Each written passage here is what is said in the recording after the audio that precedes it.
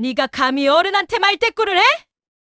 강남의 한 고급 호텔 레스토랑에서 믿을 수 없는 일이 벌어졌습니다. 예비 시어머니가 아들의 여자친구 얼굴에 차가운 물을 그대로 끼얹어 버린 거예요. 주변 손님들이 모두 놀라 쳐다보는 가운데 젖은 하얀 블라우스를 입은 여자는 떨리는 손으로 얼굴을 닦으며 조용히 자리를 떠났습니다. 철물점 딸이라고 저축은행 직원이라고 무시당한 그녀는 그날의 모욕을 평생 잊지 못할 거예요. 하지만 이 이야기는 여기서 끝이 아닙니다. 물을 부은 여자에게 곧 상상도 못한 일들이 일어나기 시작하거든요.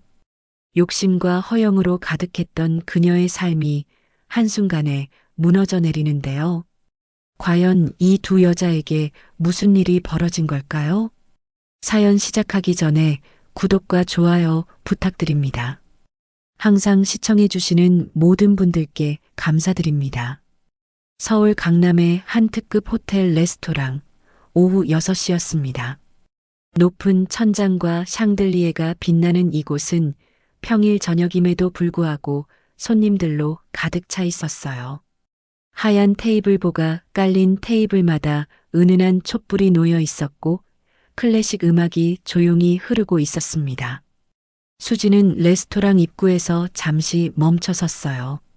하얀색 블라우스에 진주 귀걸이를 한 그녀의 모습은 단정하면서도 세련됐습니다. 하지만 그녀의 손은 가방 끈을 꽉 쥐고 있었어요. 오늘이 남자친구 민재의 부모님을 처음 만나는 날이었거든요. 민재가 멀리서 손을 흔들었습니다. 그의 옆에는 중년 남녀가 앉아 있었어요. 수지는 깊게 숨을 들이쉬고 테이블로 걸어갔습니다. 어머님, 아버님, 안녕하세요. 이수진입니다. 수지는 허리를 90도로 숙여 인사했어요. 목소리는 또렷했지만 손끝은 미세하게 떨리고 있었습니다. 민재의 어머니 미경은 수진을 위아래로 훑어봤어요. 그녀는 명품 트위드 재킷에 큼직한 진주 목걸이를 하고 있었습니다. 손가락엔 다이아몬드 반지가 여러 개 끼워져 있었고 손목에는 금팔찌가 찰랑거렸어요. 화장은 진했고 입술엔 선명한 빨간 립스틱이 발라져 있었습니다. 앉으세요.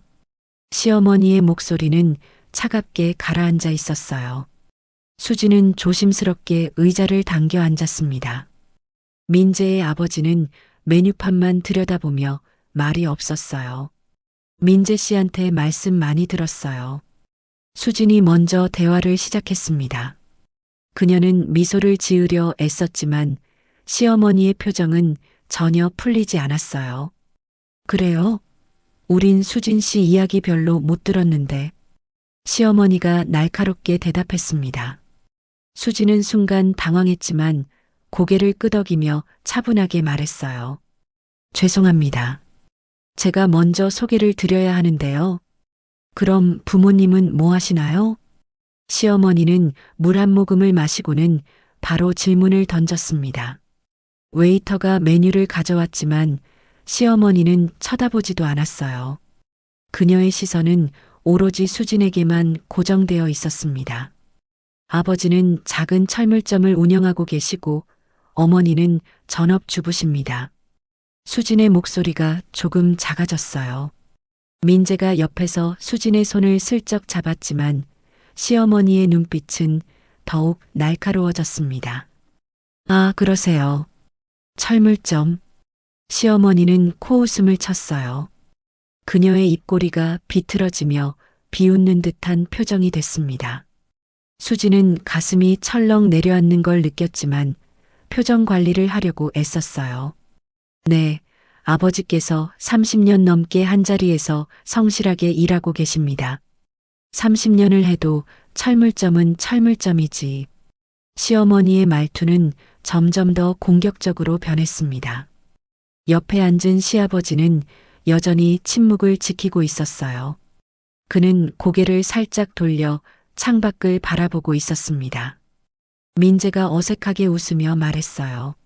엄마, 그런 말씀은 좀. 뭐가? 사실을 물어보는 게 잘못이야? 시어머니는 아들에게도 차갑게 대꾸했습니다. 수지는 손을 무릎 위에 가지런히 모으고 앉아 있었어요. 손바닥에 땀이 차오르고 있었지만 그녀는 침착함을 잃지 않으려 했습니다. 수진 씨는 직업이 뭐예요? 시어머니가 다시 질문을 던졌습니다. 이번엔 팔짱을 끼고 등받이에 몸을 기댄 채였어요. 마치 신문하는 사람처럼 보였습니다. 저는 저축은행 본점에서 리스크관리팀 팀장으로 일하고 있습니다. 수지는 또박또박 대답했어요. 그녀의 목소리엔 자신감이 묻어났습니다.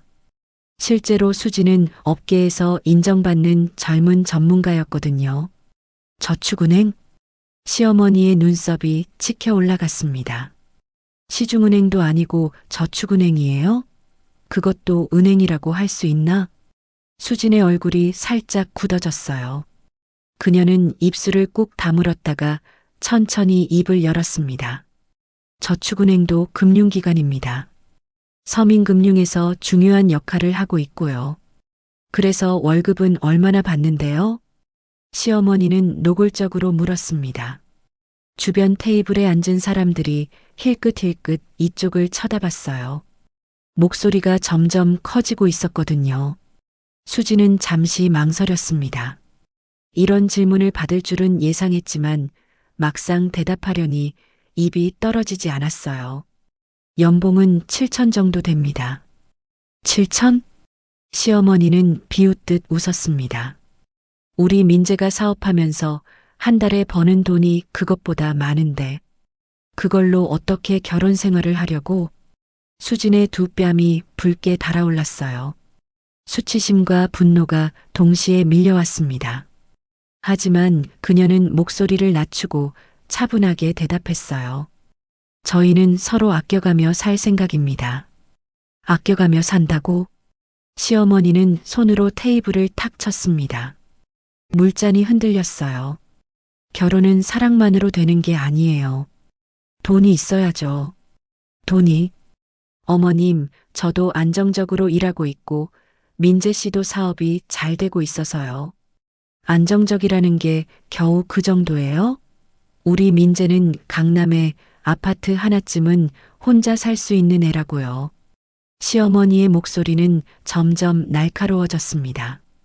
그녀의 얼굴엔 우월감과 경멸이 뒤섞여 있었어요. 수지는 민재를 바라봤습니다. 그가 뭔가 말해주길 바라는 눈빛이었어요. 하지만 민재는 고개를 숙이고 있을 뿐이었습니다. 그의 손은 물잔을 만지작거리고 있었고 이마엔 식은땀이 맺혀 있었어요. 민재 씨. 수진이 조용히 불렀지만 민재는 대답하지 않았습니다. 우리 집안은 3대째 사업을 해온 집안이에요. 할아버지 때부터 이 근처에서 손꼽히는 집안이었다고요. 시어머니는 자랑스럽다는 듯 가슴을 폈습니다. 그런데 며느리가 철물점 딸이라니. 사람들이 뭐라고 하겠어요? 수진의 손이 무릎 위에서 주먹으로 쥐어졌어요. 손톱이 손바닥을 파고들었지만 그녀는 꾹 참았습니다. 그녀의 목이 뜨거워졌고 눈시울이 붉어지기 시작했어요. 하지만 절대 여기서 눈물을 보일 수는 없었습니다. 어머님, 수진이 천천히 입을 열었습니다. 목소리는 떨렸지만 또렷했어요. 직업엔 귀천이 없습니다. 순간 레스토랑 안이 조용해진 것 같았어요. 시어머니의 얼굴이 일그러졌습니다. 그녀의 눈이 가늘어지고 입술이 바르르 떨렸어요. 얼굴이 점점 붉어지기 시작했습니다. 뭐라고? 시어머니의 목소리가 낮게 깔렸습니다. 위험한 신호였어요. 내가 지금 어른한테 말대꾸를 하는 거야? 말대꾸가 아니라 제 생각을 말씀드린 겁니다. 수진의 목소리는 떨렸지만 그녀는 시선을 피하지 않았어요. 시어머니와 정면으로 눈을 마주봤습니다. 시어머니는 숨을 크게 들이쉬었어요. 그녀의 가슴이 오르내렸고 얼굴은 점점 더 붉어졌습니다. 분노가 치밀어 오르는 게 눈에 보였어요. 그녀의 손이 테이블 위 물잔으로 향했습니다. 엄마, 진정하세요. 민재가 조심스럽게 말했지만 시어머니는 아들의 말을 듣지 않았습니다. 이런 버릇없는 애를. 시어머니의 손이 물잔을 움켜쥐었습니다. 그녀의 손가락이 하얗게 질릴 만큼 세게 잡고 있었어요. 주변 사람들이 긴장한 표정으로 이쪽을 쳐다봤습니다. 시어머니의 눈빛이 차갑게 가라앉았습니다. 물잔을 든 그녀의 손이 천천히 들어 올려졌어요. 수지는 그 모습을 보며 가슴이 쿵 하고 내려앉는 걸 느꼈습니다. 뭔가 돌이킬 수 없는 일이 일어나려 하고 있었어요. 시어머니의 손이 물잔을 움켜쥐었습니다. 그녀의 손가락 마디가 하얗게 질릴 만큼 세게 잡고 있었어요. 물잔 안에 물이 미세하게 흔들렸습니다. 수지는 그 모습을 보며 심장이 쿵 하고 내려앉는 걸 느꼈어요. 본능적으로 뭔가 안 좋은 일이 일어날 거라는 걸 알았습니다. 하지만 그녀는 움직이지 않았어요. 등을 곧게 펴고 시어머니를 똑바로 바라봤습니다. 어머님, 수진이 조용히 말했습니다. 목소리는 떨렸지만 단호했어요. 저는 제 부모님을 존경합니다. 그리고 제 직업도 자랑스럽게 생각해요.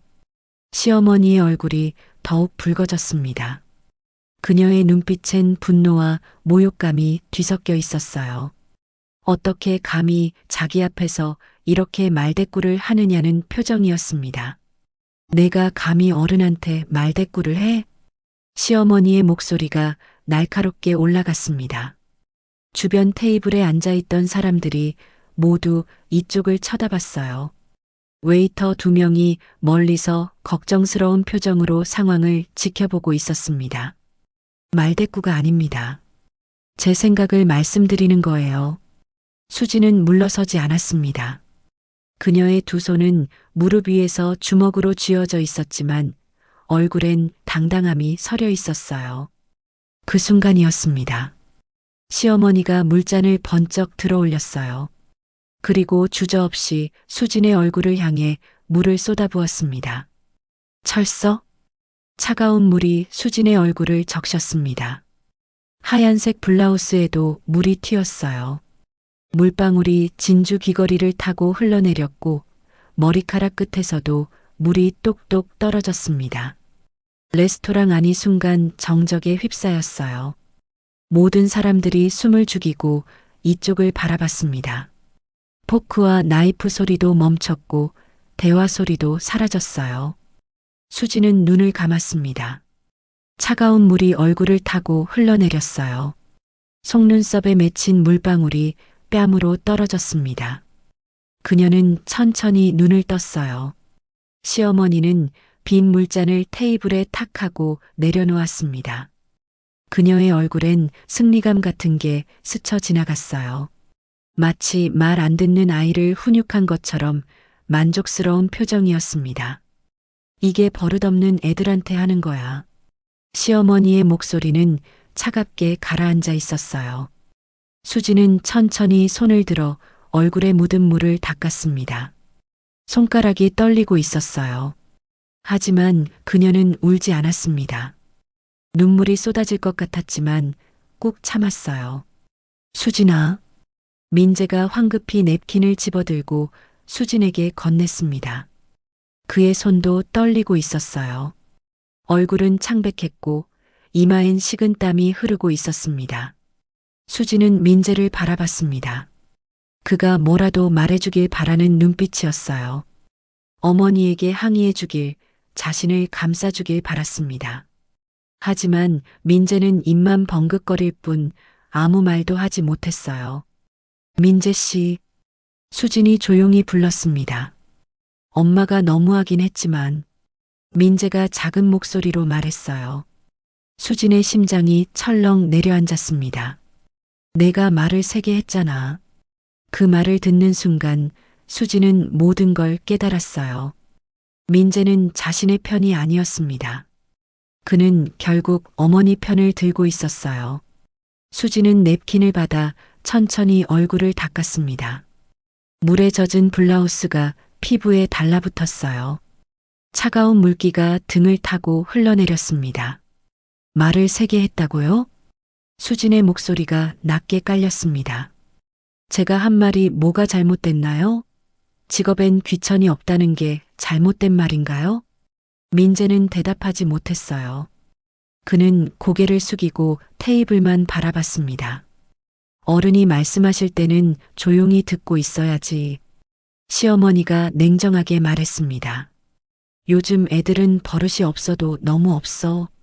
수지는 천천히 일어섰습니다. 다리가 후들거렸지만 그녀는 똑바로 섰어요. 젖은 블라우스에서 물이 뚝뚝 떨어졌습니다. 죄송합니다. 수진이 말했습니다. 하지만 그녀의 목소리엔 사과의 의미가 담겨 있지 않았어요. 오히려 차갑고 단호했습니다. 제가 착각했나 봐요. 뭘 착각했다는 거야? 시어머니가 날카롭게 물었습니다. 민재 씨가 저를 사랑한다고 착각했어요. 그리고 이 자리가 서로를 알아가는 자리라고 착각했죠. 수지는 가방을 집어들었어요. 손이 떨렸지만 그녀는 꾹 참았습니다. 하지만 이제 알겠어요. 이 자리는 제가 얼마나 어머님 기준에 맞는지 심사받는 자리였던 거죠. 그럼 당연한 거 아니야? 며느리를 드리는데 확인해야지. 시어머니는 당연하다는 듯 말했습니다. 수지는 씁쓸하게 웃었어요. 그녀의 눈가에 눈물이 맺혔지만 흘러내리지 않았습니다. 결혼 전에 이걸 알게 돼서 정말 다행이에요. 수지는 마지막으로 민재를 바라봤습니다. 그의 얼굴엔 당황스러움과 미안함이 섞여 있었어요. 하지만 그뿐이었습니다. 그는 여전히 일어나지 않았고 어머니에게 아무 말도 하지 않았어요. 민재 씨 행복하세요. 수지는 허리를 숙여 인사했습니다. 그리고 몸을 돌려 레스토랑을 걸어 나갔어요. 등은 곧게 펴져 있었지만 어깨는 미세하게 떨리고 있었습니다. 레스토랑 밖으로 나오자 차가운 밤 공기가 얼굴을 스쳤습니다. 수지는 그제야 주저앉고 싶은 충동을 느꼈어요. 다리에 힘이 풀렸고 눈물이 쏟아질 것 같았습니다. 하지만 그녀는 참았어요. 호텔 입구를 지나 길모퉁이를 돌 때까지 참았습니다. 사람들이 보지 않는 곳까지 걸어갔어요. 그리고 건물 그늘진 곳에 기댄 채 드디어 눈물이 터져 나왔습니다. 왜 나한테 이러는 거야? 수지는 손으로 얼굴을 감쌌어요. 눈물이 손가락 사이로 흘러내렸습니다. 몸이 떨렸고 숨이 제대로 쉬어지지 않았어요. 내가 뭘 잘못했다고. 수지는 한참을 울었습니다. 억눌렀던 감정이 한꺼번에 쏟아져 나왔어요. 굴욕감, 분노, 슬픔, 배신감. 모든 감정이 뒤섞여 가슴을 짓눌렀습니다. 얼마나 시간이 흘렀을까요? 수지는 천천히 고개를 들었어요. 눈물로 범벅이 된 얼굴을 손으로 닦았습니다. 그리고 핸드폰을 꺼내 화면을 켰어요. 화면에는 민재가 보낸 메시지가 떠 있었습니다. 미안해. 엄마가 원래 좀 그래. 이해해줘. 수지는 그 메시지를 보고 헛웃음을 흘렸어요. 이해해달라고요? 자기 여자친구 얼굴에 물을 끼얹은 걸 이해하라고요? 수지는 민재에게 답장을 보냈습니다. 이해할 수 없어요. 그리고 이해하고 싶지도 않아요. 이제 연락하지 마세요. 메시지를 보내고 수지는 민재의 번호를 차단했습니다. 손가락이 떨렸지만 그녀는 망설이지 않았어요. 그리고 천천히 걸음을 옮겼습니다. 강남의 화려한 불빛들이 그녀를 비췄어요. 사람들은 웃으며 지나갔고 거리는 여전히 활기찼습니다. 하지만 수진의 가슴 속엔 차가운 무언가가 자리 잡고 있었어요. 괜찮아. 나는 괜찮아. 수지는 스스로에게 말했습니다. 하지만 목소리는 떨리고 있었어요. 한편 레스토랑에선 어색한 침묵이 흘렀습니다. 민재는 수진이 나간 문을 멍하니 바라봤어요. 그의 손엔 아직 냅킨이 들려 있었습니다. 테이블 위엔 물에 젖은 자리가 남아 있었어요. 엄마, 그건 너무 심했어. 민재가 조심스럽게 말했습니다. 뭐가 심해? 버릇없는 애한테 버릇을 가르쳐 준 거지. 시어머니는 태연하게 대답했어요. 하지만 그녀의 손은 미세하게 떨리고 있었습니다. 그래도 그렇지, 사람 얼굴에 물을. 내가 평소에 제대로 교육을 시켰어야지. 여자친구 하나 제대로 못 다루면서. 시어머니는 아들을 나무랐습니다. 민재는 입을 다물었어요. 시아버지는 여전히 말이 없었습니다. 그는 창밖만 바라보고 있었어요. 무슨 생각을 하는지 알 수 없었습니다. 이제 더 나은 여자 만나. 우리 집안 격에 맞는 애로. 시어머니가 말했습니다. 하지만 그녀의 목소리엔 확신이 없었어요. 뭔가 찜찜한 기분이 가슴 한구석에 자리 잡고 있었습니다. 주변 손님들은 여전히 이쪽을 힐끔거리며 쳐다봤어요. 수군거리는 소리가 들렸습니다. 시어머니는 그제야 주변 시선을 의식하기 시작했어요. 우리 나가자. 시어머니가 일어서며 말했습니다. 민재와 시아버지도 따라 일어섰어요. 계산을 하고 레스토랑을 나서는 동안 시어머니는 고개를 높이 들고 걸었습니다. 하지만 그녀의 귓가엔 계속 수진의 목소리가 맴돌았어요. 직업엔 귀천이 없습니다. 그 말이 가시처럼 박혀 떠나지 않았습니다. 밤하늘엔 별이 빛나고 있었어요. 하지만 수진의 마음속엔 어둠만이 자리하고 있었습니다. 그녀는 천천히 집으로 향했어요. 젖은 블라우스가 차갑게 피부에 달라붙었지만 그녀는 신경 쓰지 않았습니다. 오늘 하루가 악몽 같았어요. 하지만 동시에 진실을 알게 된 날이기도 했습니다. 결혼 전에 알아서 정말 다행이야. 수지는 중얼거렸습니다. 그리고 한 걸음 한 걸음 앞으로 나아갔어요. 그녀는 아직 몰랐습니다. 이 모욕이 그녀의 인생에서 어떤 의미를 갖게 될지, 그리고 시어머니가 앞으로 어떤 대가를 치르게 될지. 운명의 톱니바퀴가 돌아가기 시작했습니다. 상견례가 있은 지 사흘이 지났습니다. 미경은 강남의 한 고급 카페에 앉아 있었어요. 커피잔을 손에 든 채 창밖을 멍하니 바라보고 있었습니다. 그날 레스토랑에서 있었던 일이 자꾸만 떠올랐어요.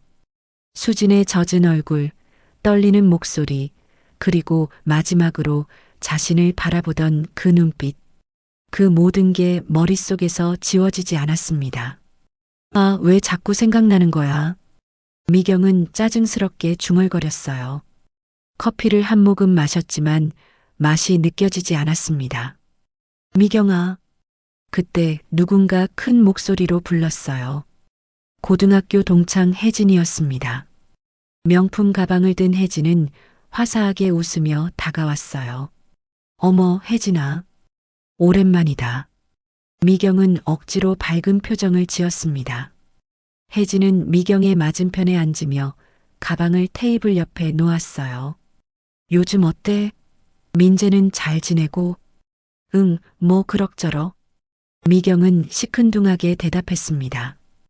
혜진은 미경의 표정을 살피더니 조심스럽게 물었어요. 왜 그래? 무슨 일 있어? 아니, 아무것도 아니야. 미경은 손을 저었습니다. 하지만 혜진의 눈빛엔 호기심이 가득했어요. 민재 여자친구 만났다며? 어땠어? 그 말에 미경의 표정이 일그러졌습니다. 말도 마. 철물점 딸이래. 게다가 저축은행 다닌대. 저축은행? 그것도 은행이야? 혜진이 코웃음을 쳤어요. 미경은 고개를 끄덕이며 한숨을 쉬었습니다. 그러니까 말이야. 우리 민재 신분에 안 맞는다고 했더니 직업엔 귀천이 없다고 말대꾸를 하더라고. 어머, 버릇없네. 그래서 내가 혼 좀 냈지. 차가운 물로. 미경은 으스대듯 말했어요. 하지만 혜진의 반응은 예상과 달랐습니다. 어머, 물을 뿌렸어? 그건 좀 심한 거 아니야? 뭐가 심해? 버릇없는 애한테 버릇을 가르쳐 준 거지. 미경은 방어적으로 대답했습니다. 하지만 목소리엔 확신이 없었어요. 그래도 요즘 세상에 그런 식으로 하면 안 되지. 혹시 SNS에라도 올라가면 어떡하려고. 혜진의 말에 미경은 순간 얼굴이 굳었어요. 그런 생각은 해보지 못했습니다. 에이, 설마. 그 애가 그럴 애는 아닌 것 같던데. 미경은 애써 태어난 척 했습니다. 하지만 가슴 한편이 불안해졌어요. 그나저나 혜진이 목소리를 낮추며 몸을 앞으로 기울였습니다. 눈빛이 반짝였어요. 미경아, 너 재개발 투자 관심 있어? 재개발? 갑자기 그게 왜? 내가 아는 부동산 중개업자한테 들었는데 대박 물건이 나왔대. 혜진은 핸드폰을 꺼내 사진을 보여주었습니다. 오래된 아파트 단지 사진이었어요. 여기가 내년 상반기에 재개발 확정이래. 지금은 시세가 20억 정도인데 분양받으면 최소 40억은 된대. 40억? 미경의 눈빛이 변했습니다. 혜진은 미경의 반응을 보며 계속 말을 이었어요. 그러니까 20억은 그냥 버는 거지. 요즘 같은 세상에 20억을 어디서 쉽게 벌어? 미경은 핸드폰 화면을 뚫어지게 쳐다봤습니다. 머릿속에서 계산이 빠르게 돌아갔어요. 20억. 그 돈이면 민재 사업도 더 키울 수 있고 명품도 마음껏 살 수 있었습니다. 무엇보다 주변 사람들에게 자랑할 수 있었어요. 근데 돈이 얼마나 필요한데? 계약금만 4억 정도. 잔금은 3개월 후에 치르면 돼. 4억? 미경은 잠시 생각에 잠겼습니다. 지금 살고 있는 아파트가 시세로 15억 정도였어요. 팔면 담보대출 5억을 갚고도 10억이 남았습니다. 어때? 관심 있어? 혜진이 재촉하듯 물었습니다. 미경은 고개를 끄덕였어요. 한번 알아볼게. 중개업자 연락처 좀 줘. 그래, 문자로 보내줄게. 근데 빨리 결정해야 해. 이런 물건은 금방 나가거든. 혜진은 만족스러운 표정을 지으며 커피를 마셨습니다. 미경은 집으로 돌아오는 내내 그 생각뿐이었어요. 20억을 벌 수 있다는 생각에 가슴이 두근거렸습니다. 집에 도착하자 남편이 소파에 앉아 TV를 보고 있었어요. 여보, 내가 좋은 정보 하나 들었어. 미경은 들뜬 목소리로 말했습니다. 남편은 대충 고개만 끄덕였어요. 재개발 투자건인데 20억은 벌 수 있대. 20억? 어디서 그런 소리를 들었어? 남편이 고개를 돌려 미경을 쳐다봤습니다. 혜진이한테 들었어. 확실한 정보래. 혜진이? 그 사람 말 믿으면 안 돼. 맨날 이상한 투자 이야기만 하잖아. 남편은 고개를 저었습니다. 하지만 미경은 포기하지 않았어요. 이번엔 진짜래. 내년 상반기 재개발 확정이래. 그래도 위험해. 부동산은 요즘 규제도 많고 당신은 맨날 그런 식이야. 그러니까 돈을 못 버는 거지. 미경의 목소리가 날카로워졌습니다. 남편은 한숨을 쉬며 다시 TV를 쳐다봤어요. 하고 싶은 대로 해. 난 모르겠어. 미경은 입술을 삐죽거리며 방으로 들어갔습니다. 핸드폰을 꺼내 혜진이 보내준 연락처를 확인했어요. 20억. 20억만 벌면. 미경은 중얼거렸습니다. 그녀의 머릿속엔 이미 온갖 상상이 펼쳐지고 있었어요. 새 명품 가방, 고급 자동차, 그리고 주변 사람들의 부러운 눈빛. 미경은 이를 악물었어요. 수진의 얼굴이 떠올랐습니다. 당당하게 자신을 바라보던 그 눈빛이 떠올랐어요. 두고 봐. 내가 얼마나 잘 사는지 보여줄 테니까. 미경은 중개업자에게 전화를 걸었습니다. 벨소리가 몇 번 울린 후 남자 목소리가 들렸어요. 여보세요? 안녕하세요. 강혜진 씨한테 소개받았는데요. 재개발 물건 이야기 들었어요. 아, 네. 그 물건 말씀이시죠? 지금 문의가 엄청 많이 들어오고 있어요. 중개업자의 목소리는 급했습니다. 미경은 마음이 조급해졌어요. 제가 한번 보고 싶은데요. 그러시면 내일 아침 10시에 현장에서 뵐까요? 빨리 결정하셔야 해요. 네, 알겠습니다. 전화를 끊고 미경은 깊게 숨을 들이쉬었습니다. 가슴이 두근거렸어요. 기대와 불안이 뒤섞인 감정이었습니다. 다음 날 아침 미경은 일찍 일어나 화장을 했어요. 명품 가방을 들고 거울 앞에 섰습니다. 거울 속 자신의 모습이 당당해 보였어요. 오늘이 내 인생의 터닝 포인트가 될 거야. 미경은 스스로에게 말했습니다. 그리고 집을 나섰어요. 재개발 예정 지역은 강남에서 조금 떨어진 곳이었습니다. 오래된 아파트 단지였지만 위치는 나쁘지 않았어요. 중개업자가 단지 앞에서 기다리고 있었습니다. 오셨어요? 이쪽입니다. 중개업자는 미경을 안내했습니다. 주변을 둘러보니 확실히 재개발이 필요해 보이는 곳이었어요. 여기가 내년 상반기 재개발 확정이에요. 지금 계약하시면 분양가로 받으실 수 있어요. 분양가가 얼마예요? 20억이요. 하지만 완공 후 시세는 최소 40억은 될 거예요.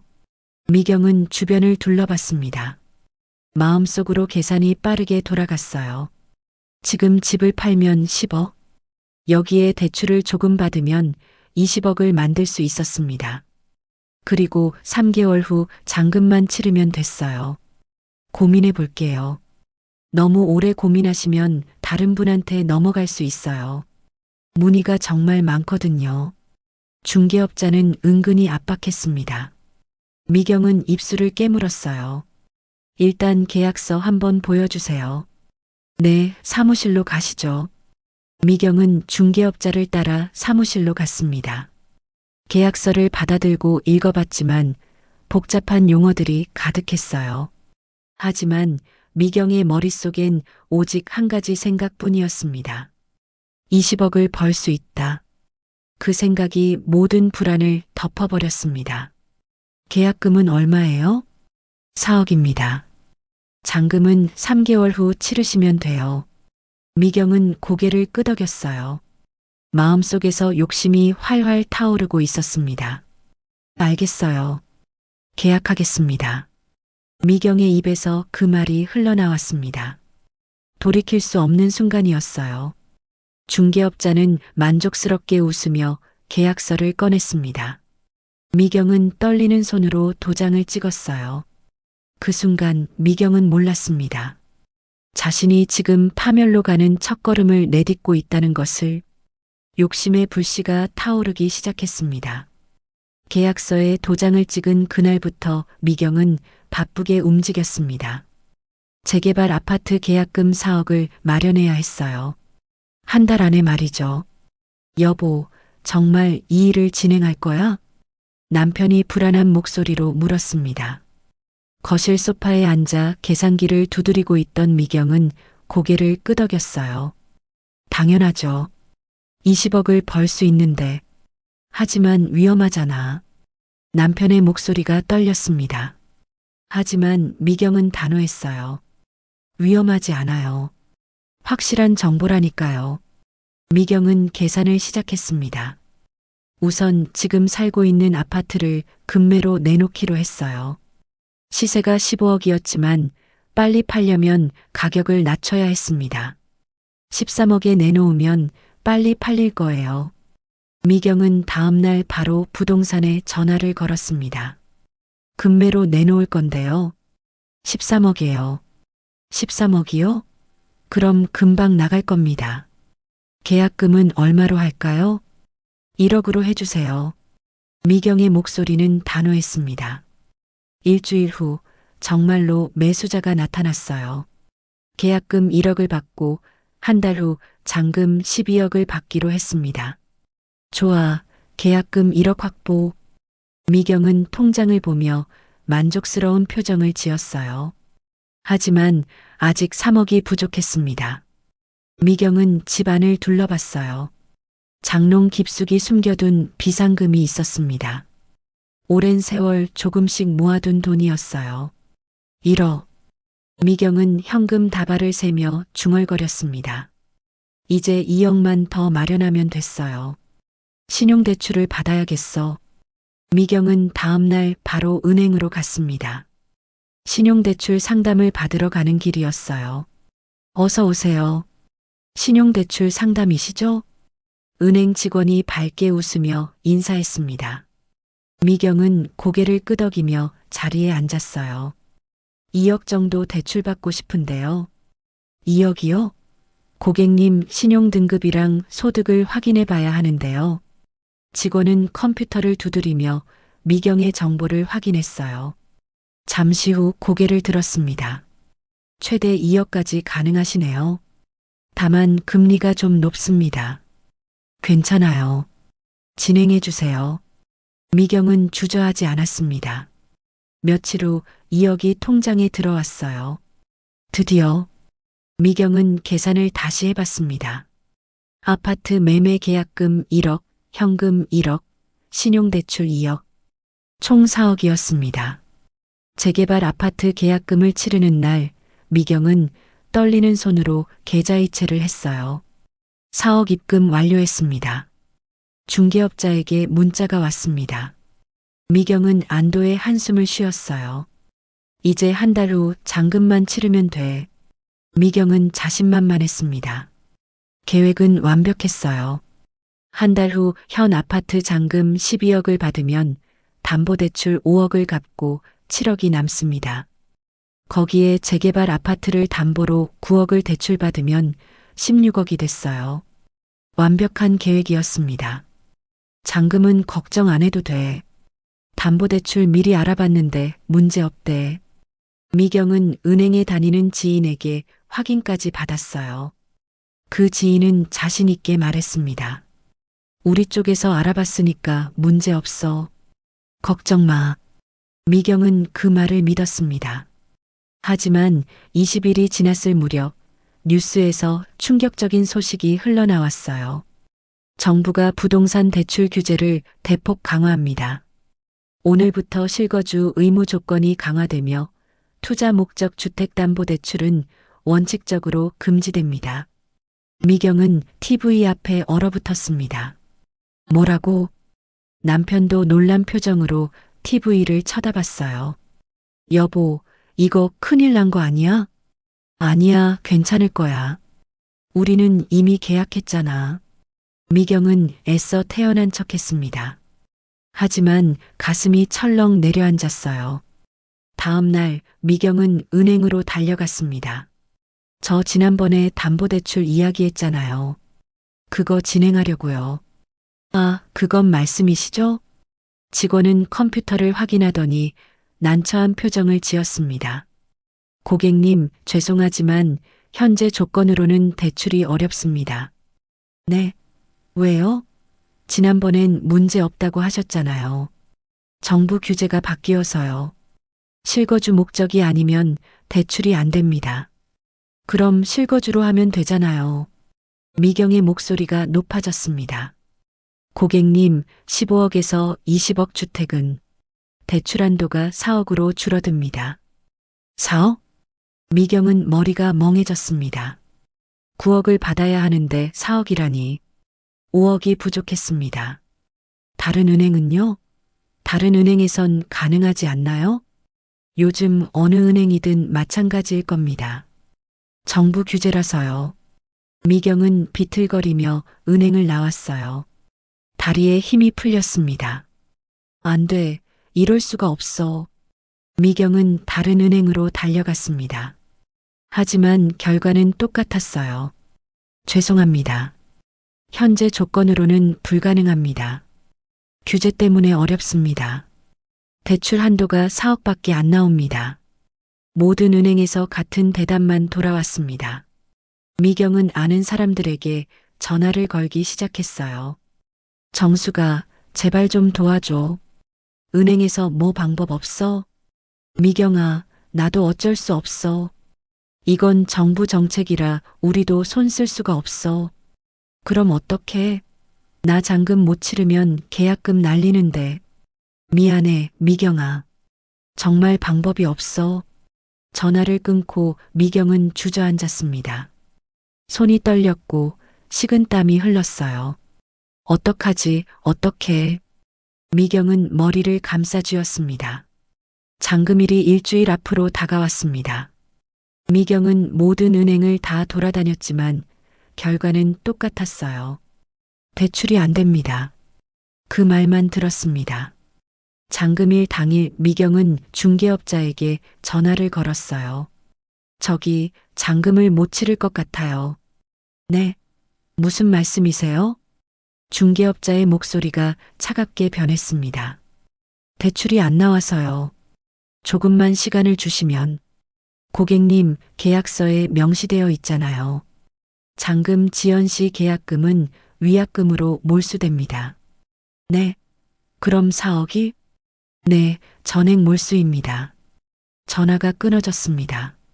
미경은 핸드폰을 들고 멍하니 서 있었어요. 4억? 계약금 4억이 한순간에 날아갔습니다. 이게 무슨 일이야? 미경은 바닥에 주저앉았습니다. 눈물이 쏟아졌어요. 아파트 매매 계약금 1억, 비상금 1억, 신용대출 2억. 모두 물거품이 됐습니다. 이럴 수가 없어. 미경은 울부짖었습니다. 하지만 더 큰 문제가 남아 있었어요. 현 아파트는 이미 팔렸습니다. 일주일 후면 이사를 나가야 했어요. 여보, 이제 우리 어떻게 해? 남편이 창백한 얼굴로 물었습니다. 미경은 대답할 수 없었어요. 며칠 후 미경은 부동산을 찾아갔습니다. 급하게 구할 수 있는 집 있나요? 예산이 어떻게 되세요? 보증금은 5천만 원 정도요. 그 정도면 투룸 월세 100만 원 정도 되는 곳이 있는데요. 미경은 입술을 깨물었습니다. 15억짜리 아파트에서 보증금 5천, 월세 100짜리 투룸으로. 거기로 할게요. 미경의 목소리는 힘없이 가라앉았습니다. 이사하는 날 미경은 아파트를 마지막으로 둘러봤어요. 20년을 살았던 집이었습니다. 다 내 욕심 때문이야. 미경은 눈물을 흘렸습니다. 새 집은 역 근처 낡은 빌라 투룸이었어요. 방 2개의 작은 거실, 좁은 주방. 예전 집의 4분의 1도 안 되는 크기였습니다. 엄마, 여기서 어떻게 살아요? 민재가 투덜거렸습니다. 미경은 아무 말도 할 수 없었어요. 그날 밤 미경은 좁은 방에 누워 천장을 바라봤습니다. 형광등 불빛이 차갑게 느껴졌어요. 계약금 4억 날림, 신용대출 2억, 남은 현금 거의 없음, 그리고 보증금 5천에 월세 100만 원. 이게 다 일시적인 거야. 미경은 스스로에게 말했습니다. 하지만 목소리는 떨리고 있었어요. 추락이 시작됐습니다. 잔금일이 일주일 앞으로 다가왔습니다. 미경은 매일 아침 일찍 일어나 은행으로 향했어요. 오늘도 새로운 은행을 찾아가는 길이었습니다. 이번엔 될 거야. 꼭 될 거야. 미경은 스스로에게 되뇌었습니다. 하지만 목소리는 떨리고 있었어요. 은행 문을 열고 들어가자 찬 공기가 얼굴을 스쳤습니다. 대출 상담 창구로 가서 번호표를 뽑았어요. 손이 떨려서 번호표가 바닥에 떨어질 뻔했습니다. 16번 고객님, 3번 창구로 오세요. 안내 방송이 나왔습니다. 미경은 무거운 발걸음으로 창구로 갔어요. 어떻게 오셨어요? 직원이 미소를 지으며 물었습니다. 미경은 가방에서 서류를 꺼내 테이블 위에 놓았어요. 재개발 아파트 담보대출 받고 싶은데요. 아, 네. 서류 좀 볼게요. 직원은 서류를 훑어보더니 컴퓨터를 두드렸습니다. 잠시 후 고개를 들었어요. 고객님, 죄송하지만 현재 정부 규제로 인해 대출이 어렵습니다. 왜요? 담보도 있고 재개발 확정 지역인데요. 미경의 목소리가 높아졌습니다. 실거주 목적이 아닌 투자 목적 주택은 대출이 제한됩니다. 게다가 고객님은 이미 주택을 보유하고 계시잖아요. 보유하고 있지 않아요. 팔았어요. 매도하셨어도 잔금 전에는 보유로 잡힙니다. 그래서 대출 한도가 대폭 줄어들어요. 얼마나요? 최대 4억 정도입니다. 미경은 의자에 털썩 주저앉았습니다. 또 4억이라는 대답이었어요. 4억으로는 안 돼요. 9억이 필요한데. 죄송합니다. 현재로선 방법이 없습니다. 미경은 비틀거리며 은행을 나왔어요. 5번째 은행이었습니다. 모든 곳에서 같은 대답만 들었어요. 카페에 들어가 커피를 주문했습니다. 하지만 커피 맛은 느껴지지 않았어요. 머릿속이 하얗게 비었습니다. 어떡하지, 어떡해. 미경은 머리를 감싸쥐었습니다. 핸드폰을 꺼내 아는 사람들에게 전화를 걸기 시작했어요. 정수가, 정말 방법이 없어? 제발 좀 도와줘. 미경아, 나도 어쩔 수 없어. 이건 은행 규정이야. 내가 어떻게 할 수 있는 게 아니야. 그럼 개인적으로 돈 좀 빌려줄 수 없어? 미경아, 5억이 어디 작은 돈이야? 나도 그런 돈 없어. 전화가 끊어졌습니다. 미경은 다른 친구에게 전화를 걸었어요. 혜진아, 나 좀 도와줄 수 있어? 급하게 돈이 필요해서. 얼마나? 5억. 5억? 혜진의 목소리가 차갑게 변했습니다. 미경아, 나도 여유 없어. 미안해. 제발 좀, 내가 최대한 빨리 갚을게. 정말 미안해. 나도 힘들어. 뚜뚜뚜. 전화가 끊어졌습니다. 미경은 연락처를 하나하나 눌러가며 전화를 걸었어요. 하지만 결과는 똑같았습니다. 미안해, 나도 어려워. 그런 큰 돈은 무리야. 요즘 경기가 안 좋아서 말이야. 모두들 거절했습니다. 미경은 핸드폰을 테이블에 내려놓았어요. 손이 떨렸습니다.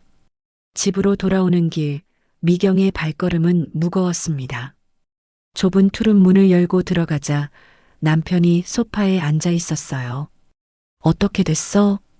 남편이 조심스럽게 물었습니다. 미경은 고개를 저었어요. 안 돼. 어디서도 대출이 안 나와. 그럼 이제 어떻게? 미경은 대답할 수 없었습니다. 방으로 들어가 침대에 누웠어요. 천장을 멍하니 바라봤습니다. 이게 다 일시적인 거야.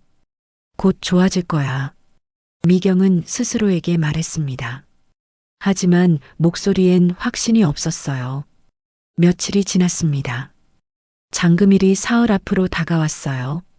미경은 민재의 사업장에 전화를 걸었습니다. 민재야, 엄마야. 엄마, 무슨 일이에요? 너 사업하면서 돈 좀 모아둔 거 있지? 그거 엄마 좀 빌려줄 수 있어? 엄마, 지금 회사 자금도 빠듯해요. 거래처에서 대금도 안 들어오고. 얼마나 있는데? 거의 없어요. 운영 자금도 부족한 상황이에요. 민재의 목소리도 불안해 보였습니다. 그럼 어떡해? 엄마 지금 정말 급한데. 엄마, 처음부터 무리한 거였어요.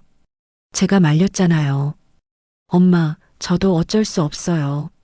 정말 돈이 없어요. 전화가 끊어졌습니다. 미경은 핸드폰을 바닥에 내던졌어요. 액정이 금이 갔습니다. 아! 미경은 소리를 질렀습니다. 남편이 놀라 방으로 뛰어들어왔어요. 여보, 진정해. 진정이 돼요? 사흘 후면 계약금 4억이 날아가는데. 미경은 울먹이며 말했습니다. 그동안 모은 돈 다 날아가요. 비상금 1억, 신용대출 2억. 다 물거품이에요. 남편은 아무 말도 할 수 없었습니다. 그저 미경의 어깨를 토닥일 뿐이었어요.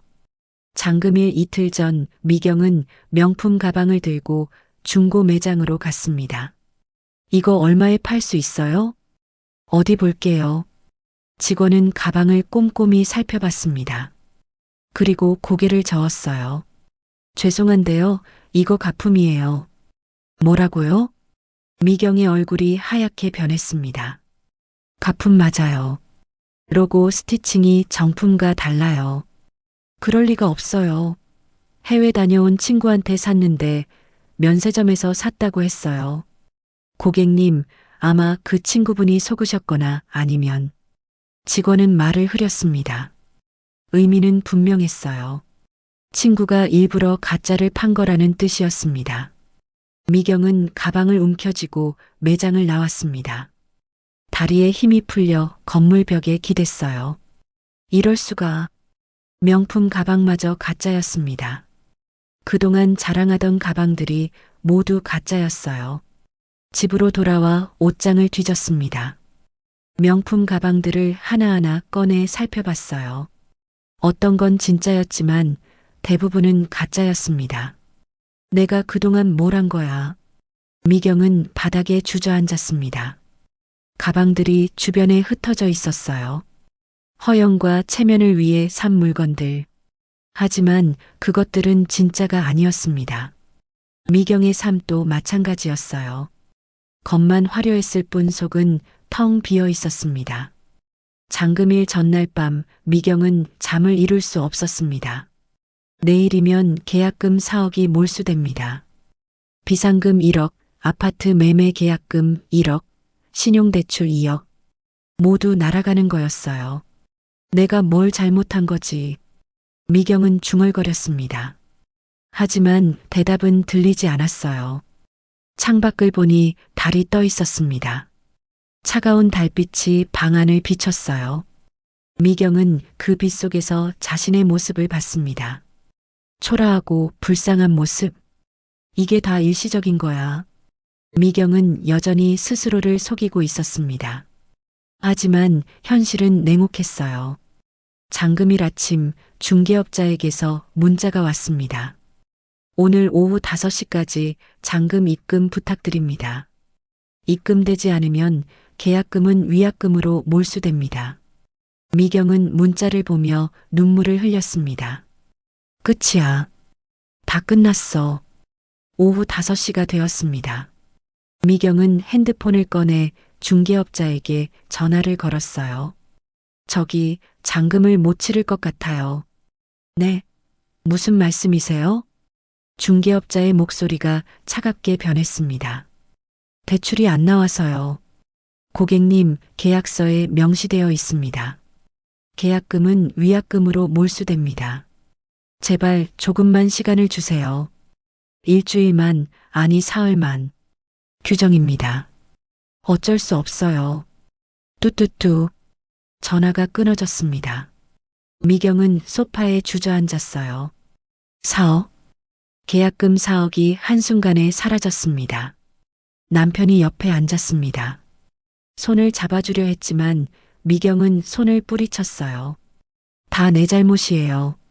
내가 욕심을 부린 거예요. 미경은 얼굴을 손으로 감쌌습니다. 눈물이 손가락 사이로 흘러내렸어요. 20억을 벌 수 있다는 말에 속았어요. 내가 바보였어요. 밖은 어두워지고 있었습니다. 좁은 투룸 창문으로 거리에 불빛이 보였어요. 미경은 그날 밤 오래도록 울었습니다. 하지만 눈물로는 아무것도 되돌릴 수 없었어요. 추락은 계속되고 있었습니다. 계약금 4억이 날아간 지 일주일이 지났습니다. 미경은 좁은 투룸 방 안에서 하루 종일 멍하니 앉아 있었어요. 밥도 제대로 먹지 않았고 씻지도 않았습니다. 머리는 헝클어져 있었고 눈가엔 다크서클이 깊게 패여 있었어요.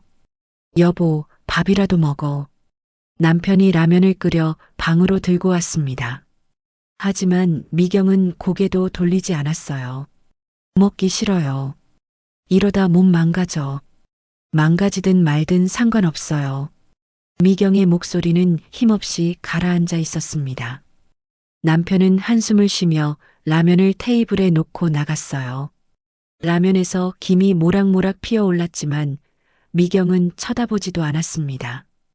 다 내 잘못이야. 미경은 중얼거렸습니다. 계약금 4억? 그 돈이 머릿속에서 떠나지 않았어요. 아파트 매매 계약금 1억, 남편 몰래 모아둔 비상금 1억, 신용대출 2억, 모두 물거품이 됐습니다. 남은 건 신용대출 2억 뿐이었어요. 매달 갚아야 할 이자만 150만 원이었습니다. 이자도 못 갚겠네. 미경은 통장을 확인했습니다. 잔액은 800만 원, 보증금 5천만 원을 제외하고 남은 전 재산이었어요. 핸드폰이 울렸습니다. 은행에서 온 문자였어요. 대출 이자 150만 원이 연체되었습니다. 조속히 입금 부탁드립니다. 미경은 핸드폰을 던져버렸습니다. 핸드폰이 벽에 부딪혀 바닥에 떨어졌어요. 며칠 후 민재의 사업장에서 연락이 왔습니다. 엄마, 나 민재야. 응. 미경은 힘없이 대답했습니다. 엄마, 거래처에서 대금을 안 줘. 세 달째야. 그래서 운영 자금이 없어. 직원들 월급도 못 줄 것 같아. 민재의 목소리가 떨렸습니다. 그럼 어쩌라고. 엄마도 돈 없어. 엄마가 투자해준 돈도 다 날아갔어. 재료비 결제도 못하고 있어. 그건 내 책임이야. 엄마가 어떻게 해? 미경은 차갑게 말했습니다.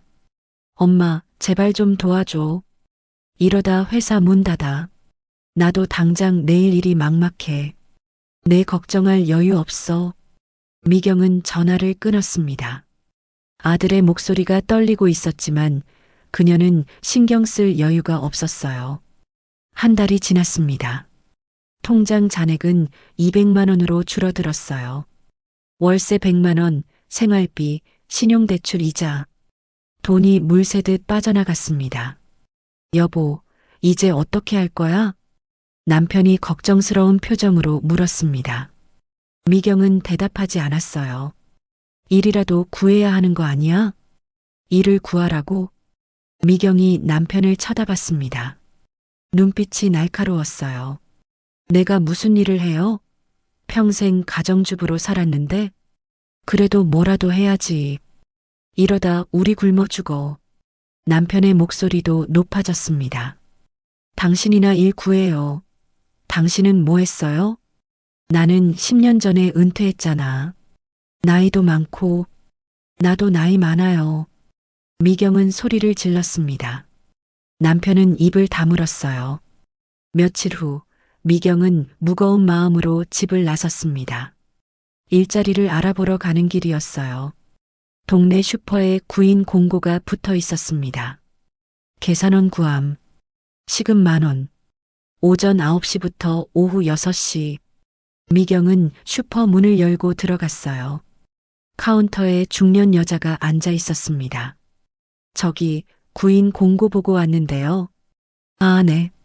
일 경험 있으세요? 아니요, 없는데요. 나이가 어떻게 되세요? 56이요. 슈퍼 주인은 미경을 위아래로 훑어봤습니다. 그리고 고개를 저었어요. 죄송한데요. 좀 더 젊은 사람 찾고 있어요. 제가 열심히 할게요. 아니에요. 체력이 안 되실 거예요. 하루 종일 서 있어야 하거든요. 미경은 슈퍼를 나왔습니다. 가슴이 답답했어요. 그 후로 일주일 동안 여러 곳을 돌아다녔습니다. 식당, 카페, 편의점. 하지만 결과는 똑같았어요. 나이가 많으시네요. 경력이 없으시면 어렵습니다. 젊은 사람 찾고 있어요. 모든 곳에서 거절당했습니다. 미경은 지친 몸을 이끌고 집으로 돌아왔어요. 계단을 올라가는데 다리가 후들거렸습니다. 이럴 줄 알았으면. 미경은 중얼거렸습니다. 하지만 후회해도 소용없었어요. 그날 밤 친구 혜진에게서 전화가 왔습니다. 미경아, 나 혜진이야. 잘 지내? 응. 미경은 시큰둥하게 대답했습니다. 요즘 연락이 없길래 걱정됐어. 재개발 투자는 잘 됐어? 아니, 망했어. 뭐? 어떻게? 대출이 안 나와서 계약금 날렸어. 전화 너머로 혜진의 한숨소리가 들렸어요. 어머, 그럼 어떡해. 몰라. 다 끝났어. 미경아, 그래도 힘내. 다시 시작할 수 있어. 다시 시작? 무슨 돈으로? 미경은 쓴웃음을 지었습니다. 그나저나 다음 주에 우리 모임 있잖아. 올 거지? 무슨 모임? 고등학교 동창회.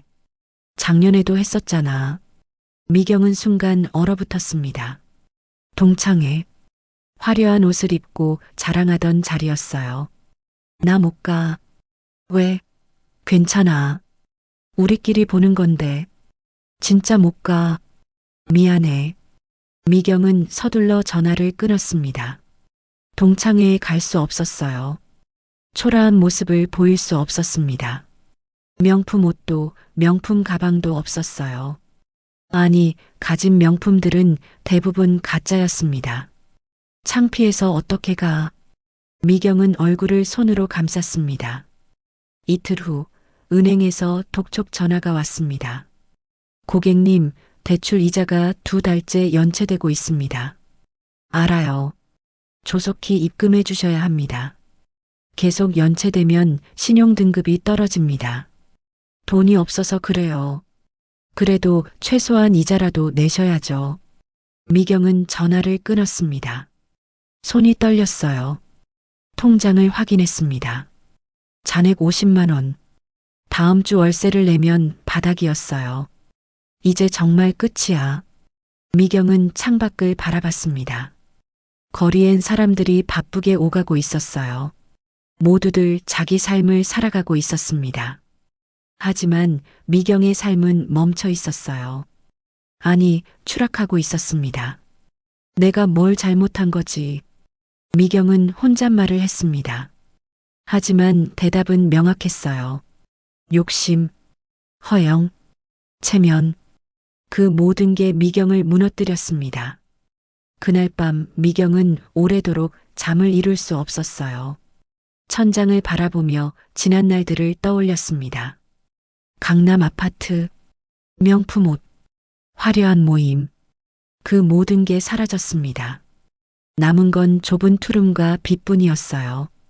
이게 다 일시적인 거야. 미경은 여전히 스스로를 속이려 했습니다. 하지만 더 이상 믿을 수 없었어요. 추락은 계속되고 있었습니다. 그리고 바닥은 아직 보이지 않았어요. 미경은 눈을 감았습니다. 눈물이 뺨을 타고 흘러내렸어요. 미안해. 누구에게 하는 말인지 알 수 없었습니다. 남편에게, 아들에게, 아니면 자기 자신에게. 어둠 속에서 미경은 작아지고 있었습니다. 생활비를 마련하기 위해 미경은 결심을 했습니다. 명품 가방을 팔기로 한 거예요. 비록 대부분이 가짜였지만 몇 개는 진짜였습니다. 그것들이라도 팔아야 했어요. 미경은 옷장 깊숙한 곳에서 가방을 꺼냈습니다. 명품 브랜드 가방이었어요. 몇 년 전 백화점에서 정가로 산 거였습니다. 250만 원을 주고 샀었죠. 이건 진짜야. 분명히. 미경은 가방을 쓰다듬었습니다. 손때가 묻어 있었지만 여전히 고급스러워 보였어요. 다음 날 아침 미경은 명품 중고 매장으로 향했습니다. 가방을 품에 안고 걷는데 가슴이 두근거렸어요. 최소 100만 원은 받을 수 있겠지. 미경은 기대에 차 있었습니다. 매장 문을 열고 들어가자 세련된 인테리어가 눈에 들어왔어요. 진열대엔 온갖 명품 가방들이 놓여 있었습니다. 어서 오세요. 직원이 밝게 웃으며 인사했습니다. 미경은 가방을 꺼내 카운터에 놓았어요. 이거 팔고 싶은데요. 네, 한번 볼게요. 직원은 가방을 집어들었습니다. 꼼꼼히 살펴보기 시작했어요. 안감, 지퍼, 로고, 스티칭, 모든 부분을 확대경으로 확인했습니다. 미경은 긴장한 채 서 있었어요. 손바닥에 땀이 차올랐습니다. 고객님, 직원이 고개를 들었습니다. 표정이 묘했어요. 이거 가품이에요. 네. 미경의 얼굴이 하얗게 변했습니다. 가품이라고요? 말도 안 돼요. 이건 백화점에서 샀어요. 고객님, 제가 이 일 10년째 하고 있어요. 가품 맞습니다. 직원은 단호하게 말했습니다. 그리고 가방의 로고를 가리켰어요. 여기 봐요. 정품은 스티칭이 완벽하게 일직선인데 이건 미세하게 틀어져 있어요. 그건 그냥 불량일 수도 있잖아요. 미경의 목소리가 높아졌습니다. 매장 안에 있던 다른 손님들이 이쪽을 쳐다봤어요. 아니에요. 그리고 시리얼 넘버도 가짜예요. 공식 데이터베이스에 없는 번호예요. 직원은 침착하게 설명했습니다. 이거 진짜라고요. 미경은 소리를 질렀습니다. 하지만 직원의 표정은 변하지 않았어요. 고객님, 진정하세요. 다른 손님들도 있으니까요. 미경은 주변을 둘러봤습니다. 사람들이 모두 자신을 쳐다보고 있었어요. 수군거리는 소리가 들렸습니다. 저 사람 가짜 가방 들고 와서 진짜라고 우기네. 창피하게. 미경의 얼굴이 빨갛게 달아올랐습니다. 수치심이 밀려왔어요. 죄송합니다. 미경는 가방을 낚아채듯 집어들었습니다. 그리고 급하게 매장을 나섰어요. 거리에 나오자 다리에 힘이 풀렸습니다. 건물 벽에 기대서서 가방을 내려다봤어요. 이게 가짜라니. 백화점에서 250만 원을 주고 샀던 가방이었습니다. 영수증도 있었어요. 하지만 가짜였습니다. 누가 바꿔치기 한 거야. 미경은 떨리는 손으로 가방을 열었습니다. 안을 살펴봤지만 달라진 건 없어 보였어요. 그때 문득 떠오른 게 있었습니다. 몇 년 전 가방 수선을 맡긴 적이 있었어요. 그때 바꿔치기 당한 걸까요? 아니면 처음부터? 미경은 생각하기 싫었습니다. 하지만 의심이 계속 커졌어요. 집으로 돌아와 옷장을 열었습니다. 명품 가방들이 줄지어 있었어요. 미경은 하나하나 꺼내기 시작했습니다. 10개가 넘는 가방들. 미경은 각각을 살펴봤어요. 로고, 스티칭, 안감. 이것도 이상해. 이것도.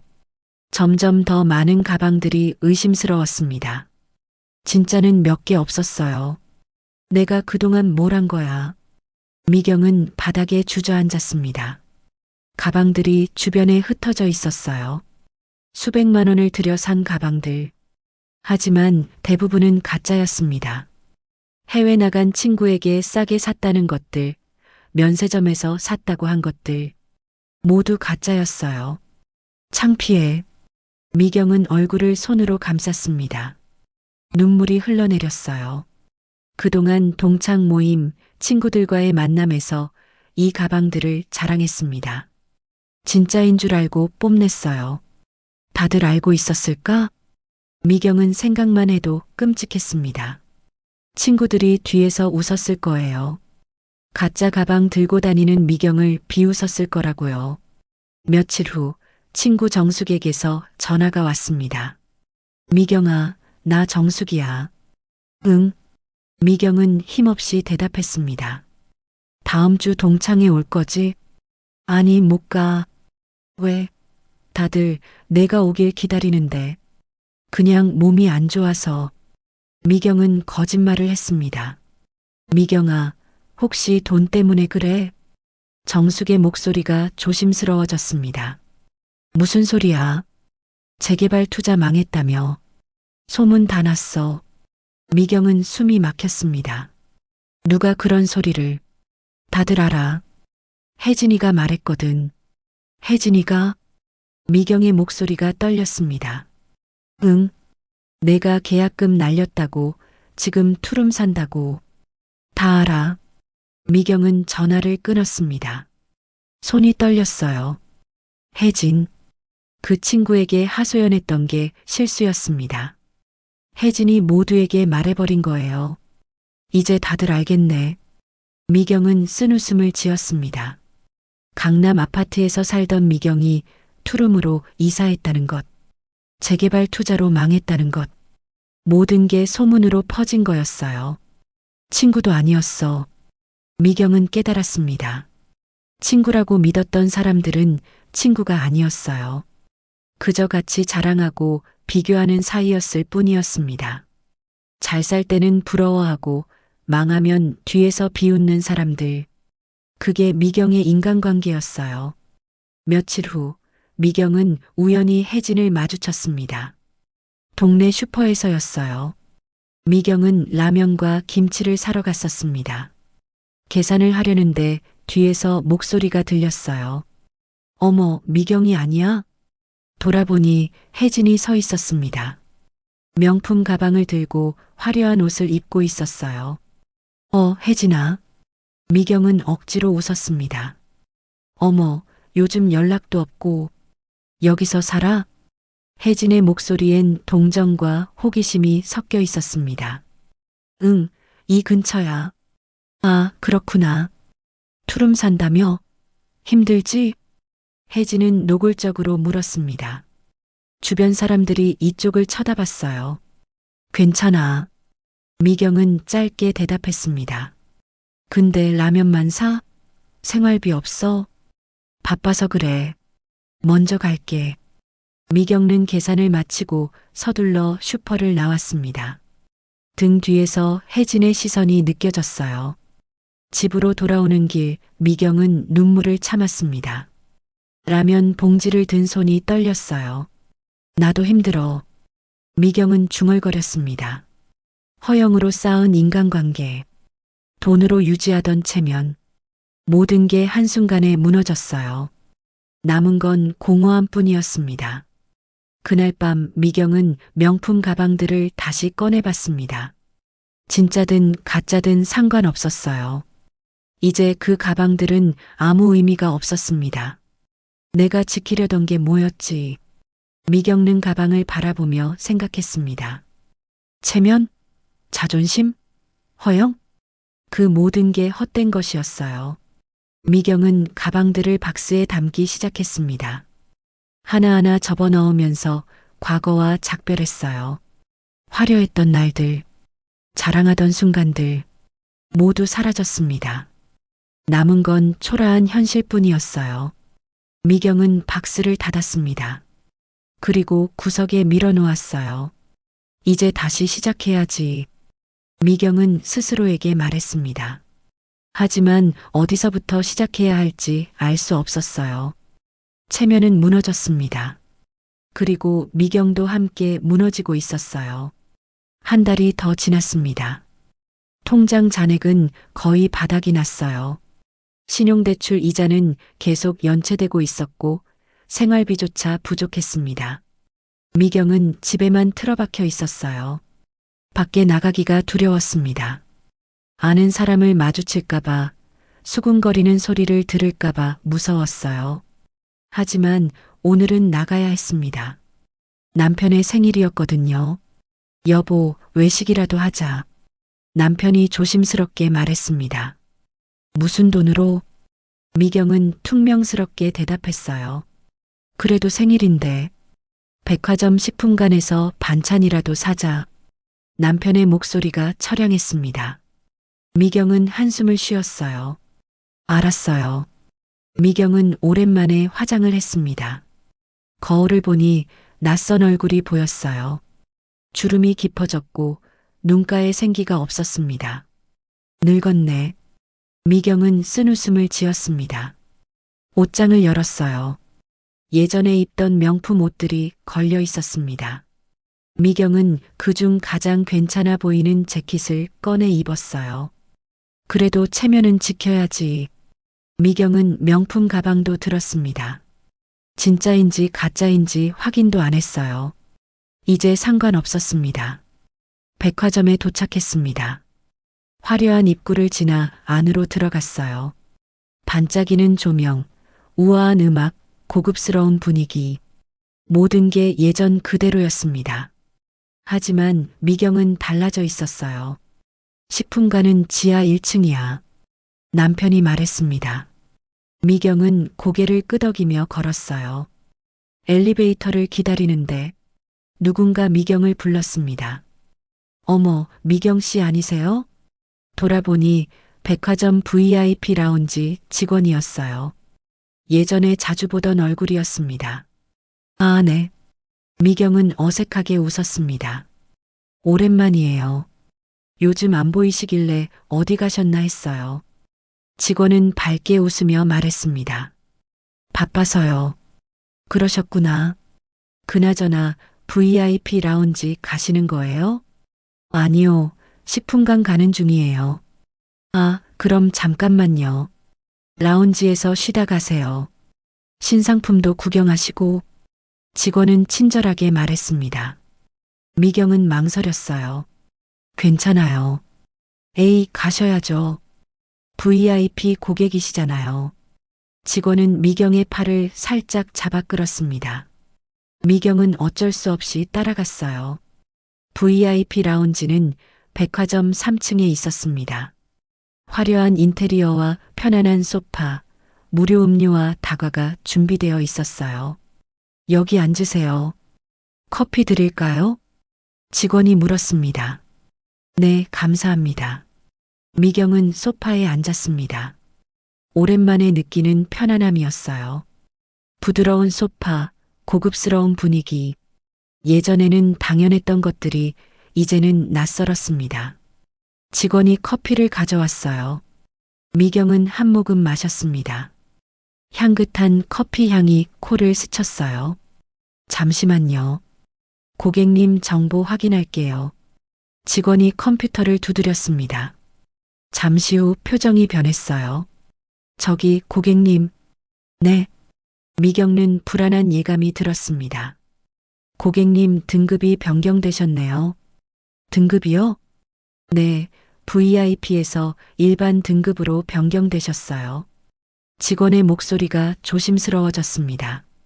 그게 무슨 말이에요? 미경의 얼굴이 굳어졌습니다.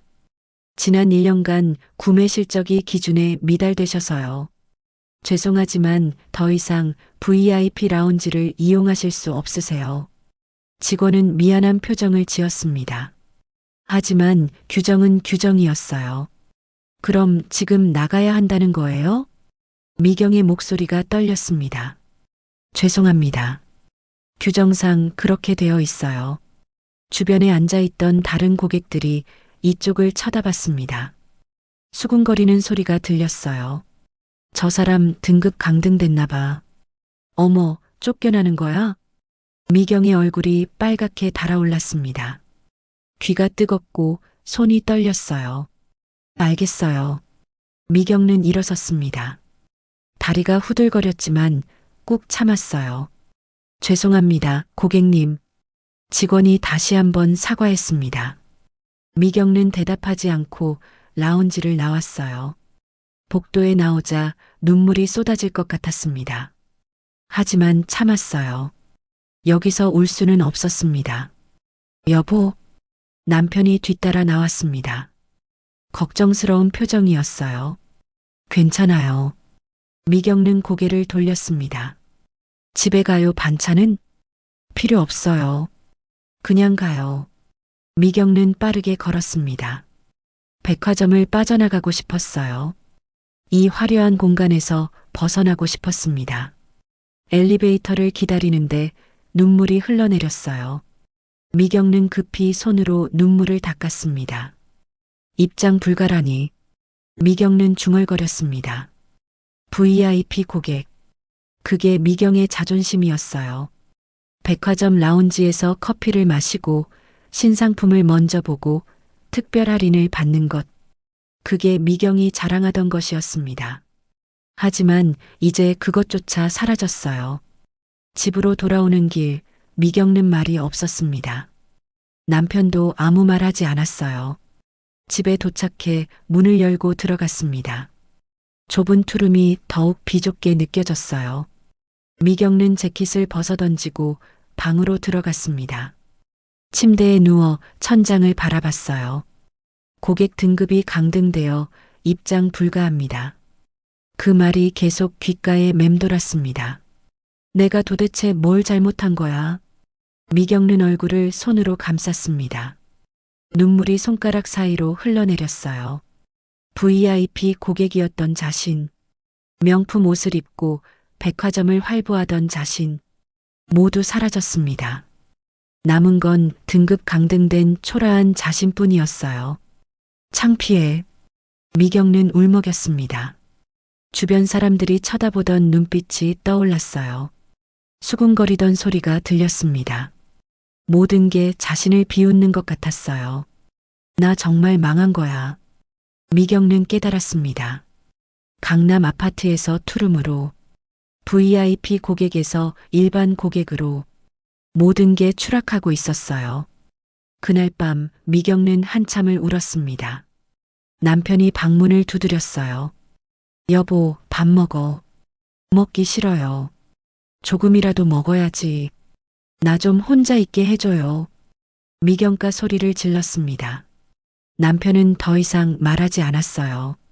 발소리가 멀어졌습니다. 미경은 이불을 뒤집어 썼습니다. 어둠 속에서 자신의 숨소리만 들렸어요. 내가 도대체 뭘 잘못한 거야? 미경은 중얼거렸습니다. 욕심? 허영? 체면? 그 모든 게 미경을 무너뜨렸습니다. 호텔 레스토랑에서 수진의 얼굴에 물을 부었던 그날이 떠올랐어요.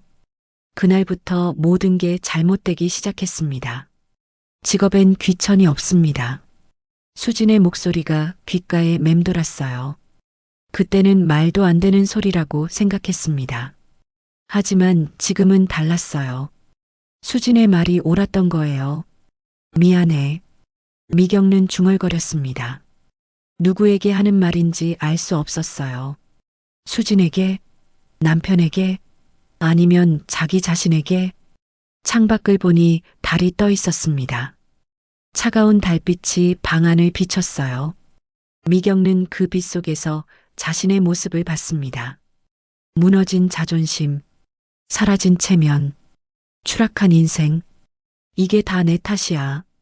미경은 인정했습니다. 모든 게 자신의 욕심 때문이었어요. 허영과 체면을 지키려다 모든 걸 잃었습니다. 그날 밤 미경은 오래도록 잠들지 못했어요. 백화점 라운지에서 쫓겨나던 순간이 계속 떠올랐습니다. 사람들의 시선, 수군거리는 소리, 직원의 사과. 모든 게 악몽 같았어요. 하지만 이건 악몽이 아니었습니다. 현실이었어요. 미경의 추락은 계속되고 있었습니다. 백화점에서 돌아온 지 일주일이 지났습니다. 미경은 여전히 집에만 있었어요. 밖에 나갈 용기가 나지 않았습니다. 사람들을 마주치는 게 두려웠어요. 그날 저녁 미경은 소파에 앉아 멍하니 TV를 보고 있었습니다. 뉴스가 나오고 있었어요. 다음은 경제 뉴스입니다. 앵커의 목소리가 들렸습니다. 미경은 관심 없이 화면을 바라봤어요. 금융권 인사 이동 소식입니다. 저축은행 본점 리스크관리팀 이수진 팀장이 임원으로 승진했습니다.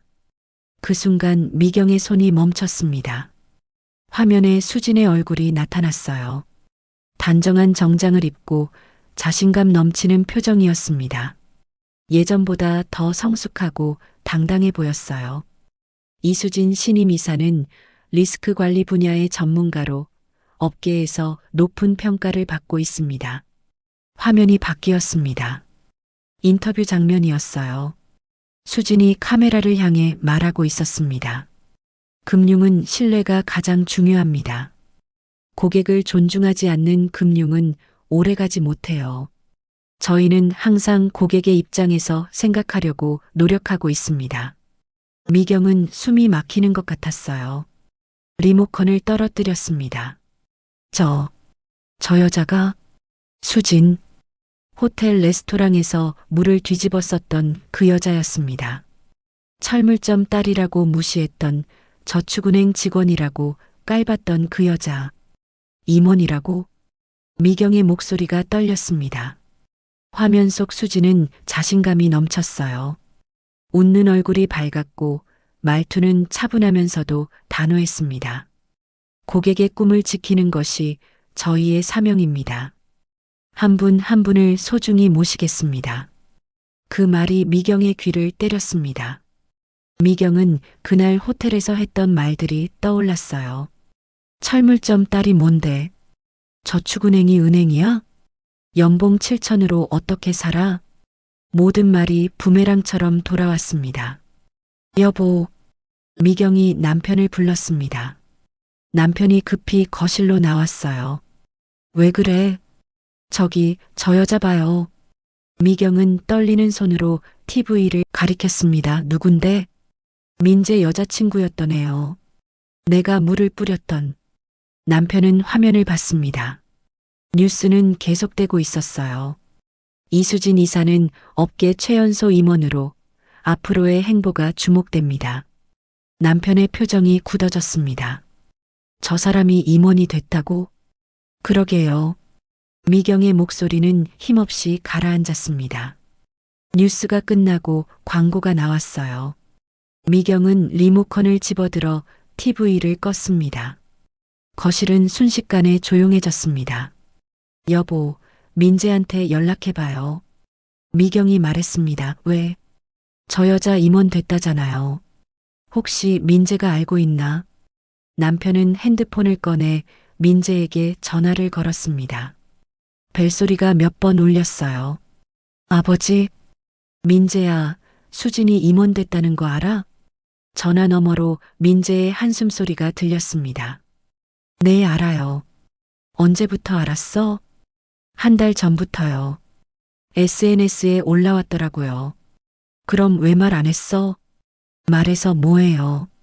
엄마만 더 기분 나쁘실 텐데. 민재의 목소리는 지쳐 있었습니다.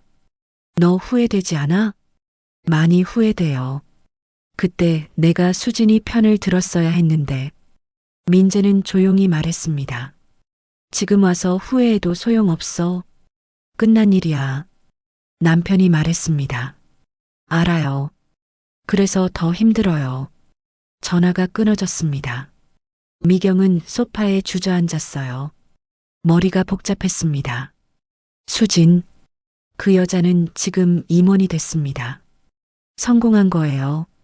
반면 미경은 투룸에서 라면을 끓여 먹고 있었어요. 내가 잘못 봤던 거야. 미경은 중얼거렸습니다. 그때는 수진이 초라해 보였어요. 철물점 딸, 저축은행 직원.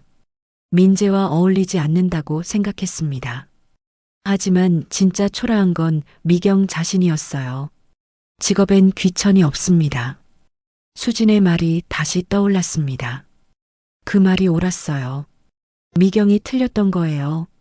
며칠 후 미경은 컴퓨터를 켰습니다. 수진을 검색해 봤어요. 기사들이 쏟아져 나왔습니다. 저축은행 최연소 임원 탄생, 금융권 주목하는 여성 리더, 리스크 관리의 전문가 이수진. 미경은 기사를 하나하나 읽었습니다. 수진은 대학을 졸업하고 곧바로 저축은행에 입사했어요. 10년 동안 한 우물을 파며 전문성을 쌓았습니다. 고객의 신뢰가 가장 중요하다는 그녀의 경영 철학이 눈에 들어왔어요. 미경은 쓴웃음을 지었습니다. 나는 고객도 못 됐네. 백화점 VIP 라운지에서 쫓겨났던 일이 떠올랐어요. 미경은 고객도 VIP도 아니었습니다. 그냥 돈 없는 사람일 뿐이었어요. 기사 아래 댓글들이 달려 있었습니다. 여성 리더 멋있다. 저축은행도 이런 인재가 있네요. 능력으로 인정받은 거 축하해요. 모두 칭찬 일색이었습니다. 미경은 컴퓨터를 껐습니다. 더 이상 볼 수 없었어요. 나는 뭐 했지? 미경은 자신에게 물었습니다. 수지는 10년 동안 성실하게 일했어요. 전문성을 쌓고 신뢰를 얻고 결국 임원이 됐습니다. 반면 미경은 뭘 했을까요? 명품 가방 사고, 허영 떨고, 사람 무시하고, 그게 전부였어요. 후회해도 소용없어? 미경은 중얼거렸습니다. 그날 밤 미경은 오래도록 잠들지 못했습니다. 화면 속 수진의 모습이 계속 떠올랐어요.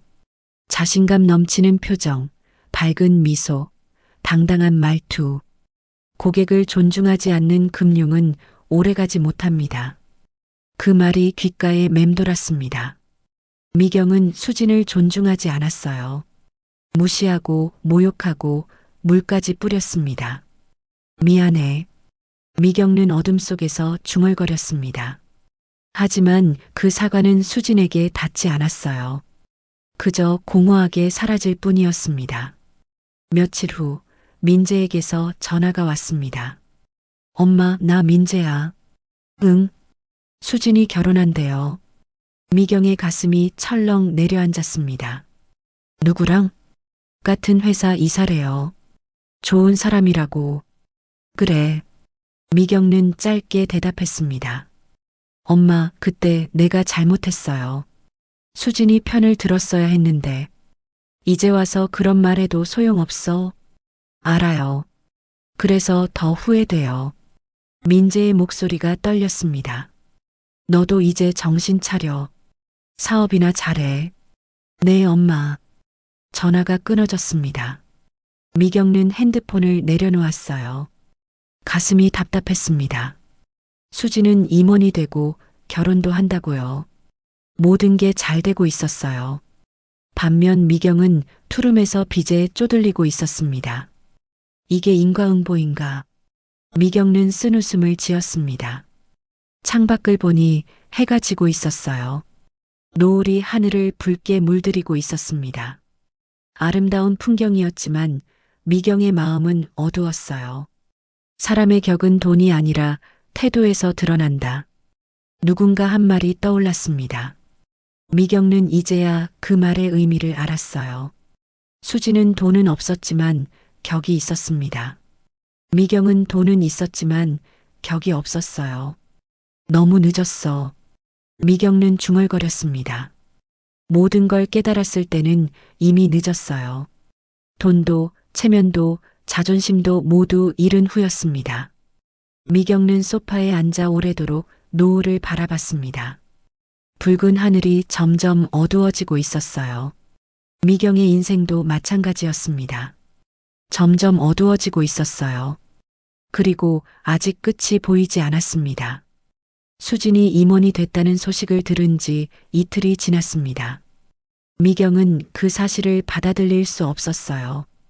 밤마다 잠을 설쳤고 낮에도 멍하니 앉아 있었습니다. 내가 용서를 빌어야 할까? 미경은 중얼거렸습니다. 그날 호텔에서 했던 일들이 계속 떠올랐어요. 수진의 얼굴에 물을 부었던 것, 모욕적인 말들, 차가운 시선. 너무 심했어. 미경은 인정했습니다.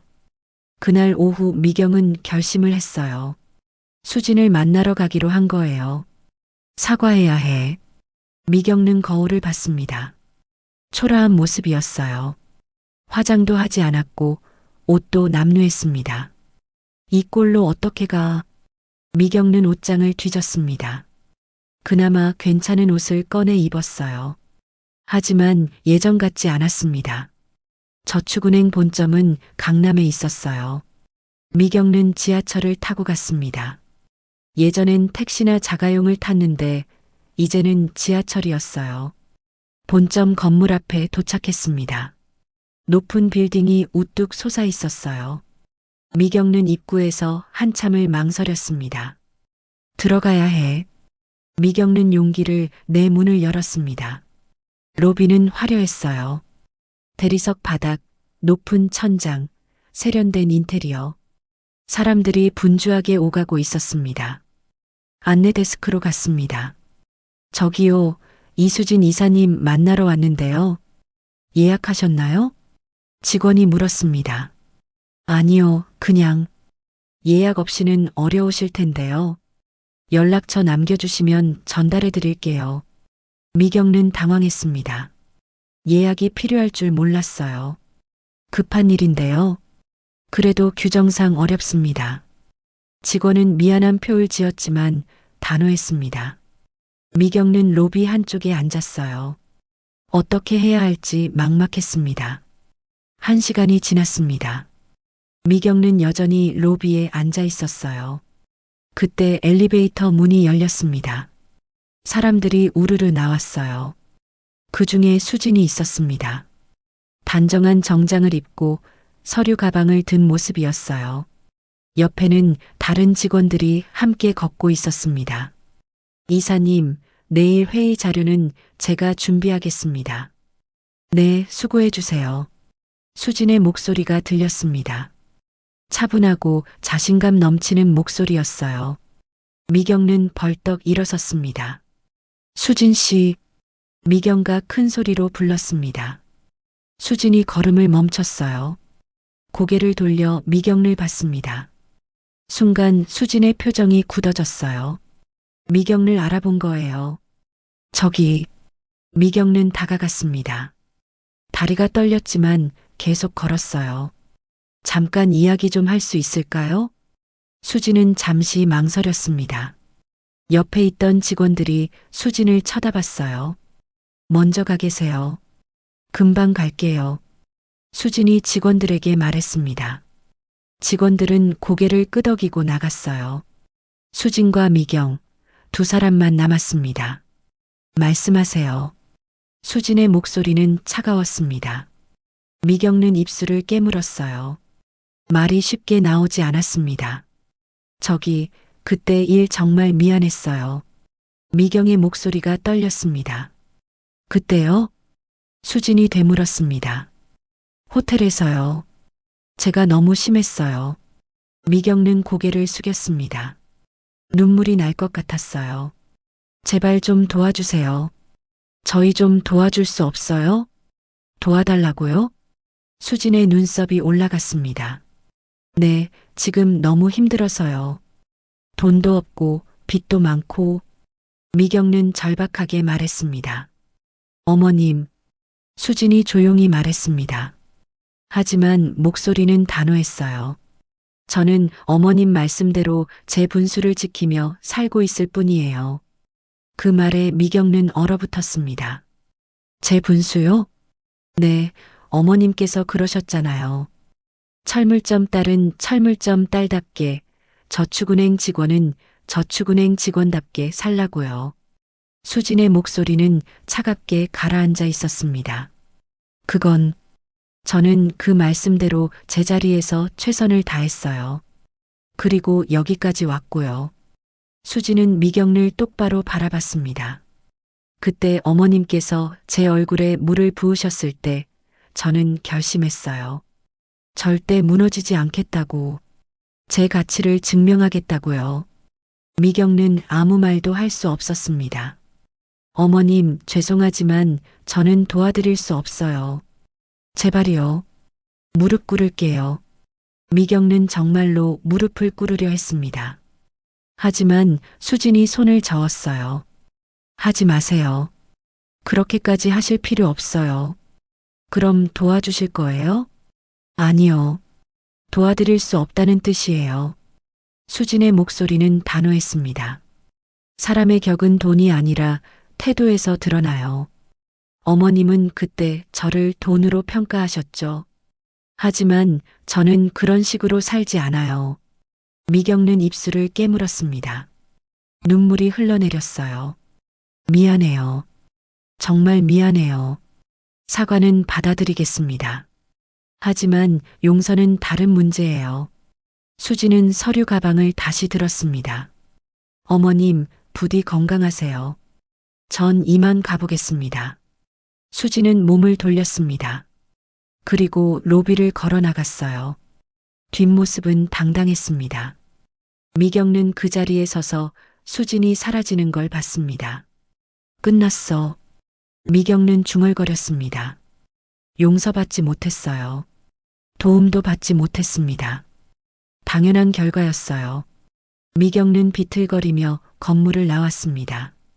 거리에는 사람들이 바쁘게 오가고 있었어요. 나는 이제 어떻게 살아야 하지? 미경은 하늘을 올려다봤습니다. 구름이 떠가고 있었어요. 그로부터 6개월이 지났습니다. 미경 가족은 작은 분식집을 운영하고 있었어요. 남편과 함께 김밥을 말고 떡볶이를 끓이고 손님들을 맞이했습니다. 어서 오세요. 미경가 밝게 인사했습니다. 예전의 오만함은 사라졌어요. 이제는 손님 한 분 한 분이 소중했습니다. 떡볶이 2인분이요. 네, 금방 해드릴게요. 미경는 떡볶이를 끓이기 시작했습니다. 손놀림이 능숙해졌어요. 6개월 동안 매일 해온 일이었거든요. 저녁이 되어 손님이 줄어들었습니다. 미경는 가게 앞 벤치에 앉아 쉬었어요. 오늘도 수고했어. 남편이 옆에 앉았습니다. 당신도요. 미경는 미소를 지었습니다. 예전 같은 화려한 미소는 아니었어요. 하지만 진심이 담긴 미소였습니다. 여보, 행복해? 남편이 물었습니다. 글쎄요. 힘들긴 해요. 하지만 미경는 잠시 말을 멈췄습니다. 예전보다는 마음이 편해요, 그래? 네, 이제는 남의 눈치 안 봐도 되잖아요. 체면 지킬 것도 없고. 미경는 쓴웃음을 지었습니다. 그것도 맞는 말이네. 두 사람은 잠시 침묵했습니다. 그나저나 수진 씨 다음 달에 결혼한대. 남편이 말했습니다. 알아요. 민재한테 들었어요. 결혼식 가볼 거야? 아니요. 갈 자격이 없어요. 미경는 고개를 저었습니다.